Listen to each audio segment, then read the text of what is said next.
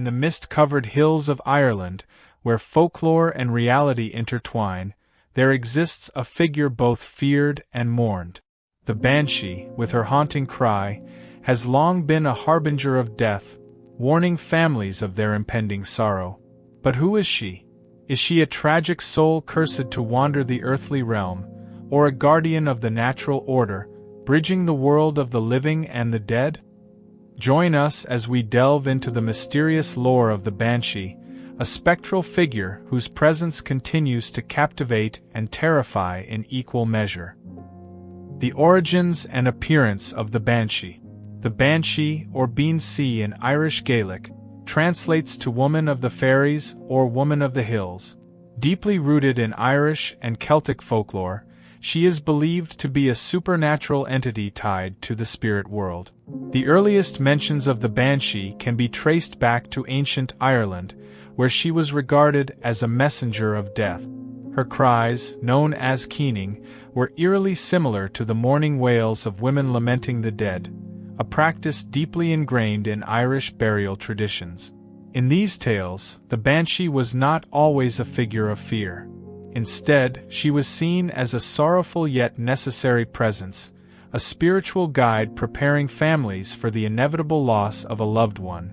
Many legends suggest that she was tied to noble Irish families such as the O'Neills, O'Briens, and O'Connors, and her appearances were considered both an honor and a warning. While her origins remain shrouded in mystery, some folklore suggests that the Banshee might be the spirit of a woman who died under tragic or unjust circumstances. Her restless soul, it is said, found purpose in mourning others, her cries echoing through the ages as a reminder of life's fragility. Descriptions of the Banshee vary across different accounts, but they often share common threads. She is most frequently depicted as a frail, elderly woman with long, unkempt gray hair, her eyes red from endless weeping. Draped in a flowing cloak, her presence is as sorrowful as it is unsettling. In other versions of the legend, the Banshee takes on a more ethereal form, appearing as a youthful, radiant woman dressed in white, her hair cascading like a river of silver. This duality, the young maiden and the old crone, symbolizes the cycle of life and death, reinforcing her role as a guide through life's final transition. But it is her voice, not her appearance, that defines her. The Banshee's keening is said to be unearthly, a piercing wail that can chill even the bravest hearts. This cry serves as her warning, often heard in the dead of night by those who are about to lose a loved one. While many fear her cry, others interpret it as an act of compassion, a way to prepare the living for the sorrow ahead. Some stories also suggest that the Banshee's cry can only be heard by the person marked for death or their closest relative. This intimate connection adds a deeply personal layer to her lore, cementing her as both a harbinger and a mourner of death. The Banshee's duality, her sorrowful wail and her spectral presence, cements her as one of Irish folklore's most haunting and enduring figures. The Barrington family's harrowing night, 1801. In the year 1801, a chilling event unfolded in County Limerick, Ireland, that left the Barrington family shaken to their core. Sir Jonah Barrington, a distinguished judge and author, recorded the incident in his memoirs, a first-hand account of what many believe to be a genuine encounter with the spectral Banshee. It was a cold, moonlit evening when the Barrington household settled in for the night. The servants extinguished the lamps, and the family retreated to their chambers. The silence of the countryside was thick, interrupted only by the distant rustle of leaves. Then, without warning, an unearthly wail pierced the stillness. The sound was unlike anything the family had ever heard. It wasn't the cry of an animal or the wind through the trees. It was a mournful, high-pitched keening that seemed to echo from every direction.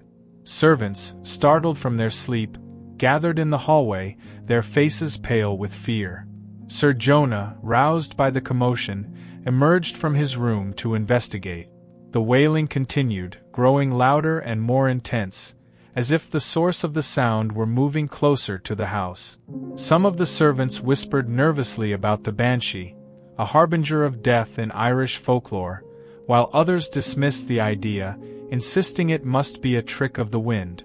Sir Jonah's younger sister, Anne, who had always been skeptical of such tales, peered out of the window, her gaze fixed on a shadowy figure near the garden. She described it as a woman, shrouded in a flowing white garment, her hair cascading down her back. The figure appeared to be writhing in sorrow, her hands clutching at her face. As in watched in growing horror, the figure's form seemed to shimmer, as though it were not entirely solid. The keening grew unbearable, and the shadowy figure turned its face towards the window, and swore she could see sorrow etched into its spectral features, its eyes reflecting a deep, unending grief. Before anyone could act, the figure vanished into the night, and the keening abruptly ceased. An eerie stillness enveloped the house, leaving the family shaken but unsure of what to make of the incident. The Barrington household remained restless throughout the night. Servants huddled together, their whispered prayers filling the air as they tried to ward off their fear. And, despite her usual skepticism, couldn't shake the image of the spectral woman from her mind. It felt as though she was mourning for us, she confessed later, her voice trembling with emotion. When dawn broke, the countryside appeared as tranquil as ever, the night's events seemingly a distant dream. But the morning brought devastating news.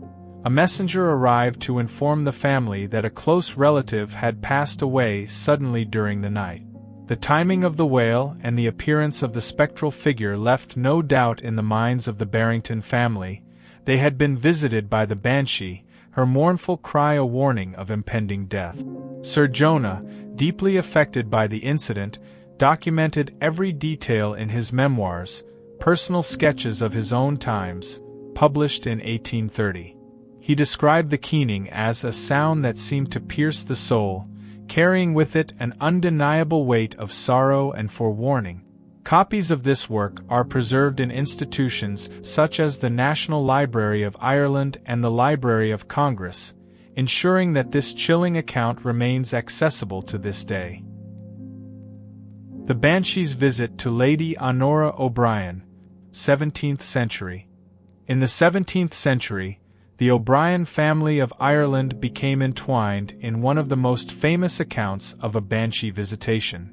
This story, recounted by Lady Anne Fanshawe in her memoirs, describes an eerie encounter that unfolded during a visit to the ancestral home of Lady Honora O'Brien in County Clare. The O'Brien estate was a grand but weathered structure, nestled in the rolling hills of the Irish countryside. Its stone walls, softened by creeping ivy, seemed to hold centuries of stories within them. Surrounding the estate was a sprawling garden, dotted with ancient oak trees and bordered by a mist-shrouded river. On moonlit nights, the soft glow of the moonlight would cast long, dancing shadows, giving the place an air of otherworldly beauty and unease. Lady Fanshawe and her husband were guests at the estate, enjoying the hospitality of the O'Brien family.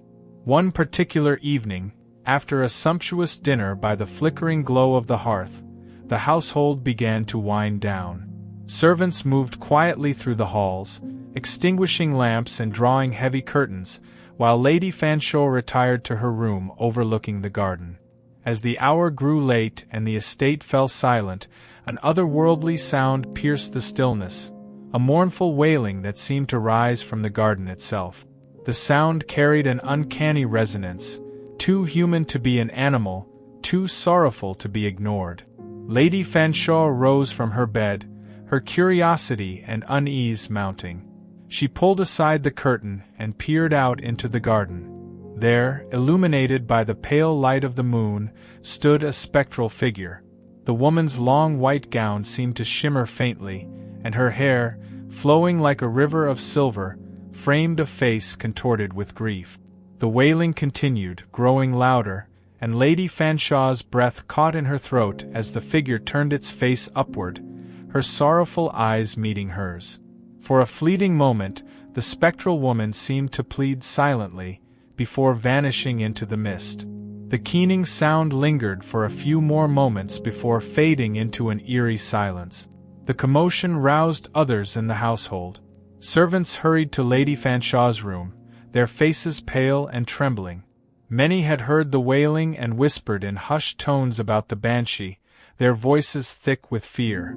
A few of the older servants claimed they had heard the cry before, always preceding the death of a member of the O'Brien family. Lady Honora herself entered the room, her expression a mix of concern and resignation. When Lady Fanshawe described the figure she had seen, Honora nodded solemnly. "You have seen her," she said. "The Banshee comes to warn us of loss. We must prepare ourselves." Her words sent a shiver through the gathered crowd. Some servants crossed themselves, while others clung to each other in dread. The sense of foreboding was palpable. The following morning, a messenger arrived at the estate with grim news. A close relative of Lady Honora had passed away unexpectedly during the night.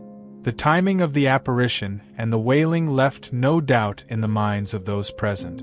The Banshee's mournful cry had been a harbinger of the loss to come. Lady Fanshawe later documented the encounter in her memoirs, Memoirs of Lady Fanshawe, wife of Sir Richard Fanshawe, which were published posthumously in 1829. Copies of these memoirs are preserved in institutions such as the British Library and the National Library of Ireland. The symbolism of the Banshee. The Banshee is more than a harbinger of death. She is a symbol of life's fragility and the inevitability of its end. Her mournful cry serves as a poignant reminder that death is not an anomaly but a natural part of existence, a transition that connects the living to the eternal. Her association with sorrow reflects the profound power of grief. The keening, once a traditional act of mourning performed by women, becomes a bridge between the physical and spiritual worlds when tied to her myth. It is a voice that carries the weight of loss, echoing through time to remind us of the bonds we share with those who have passed. The Banshee's form, shifting between a radiant young woman and a frail old crone, symbolizes the cycle of life. Youth and vitality eventually give way to age and decline, a truth that her duality embodies. She is both a reflection of life's beauty and its inevitable decay.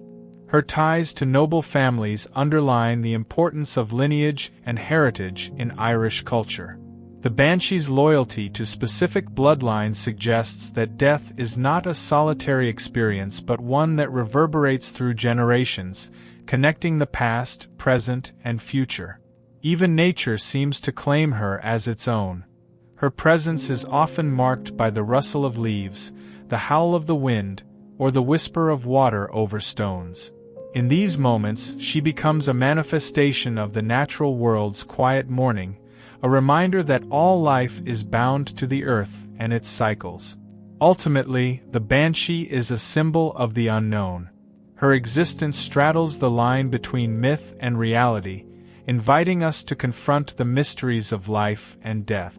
She is not merely a figure to be feared but one to be understood, a spectral guide whose cry urges us to cherish each moment we are given.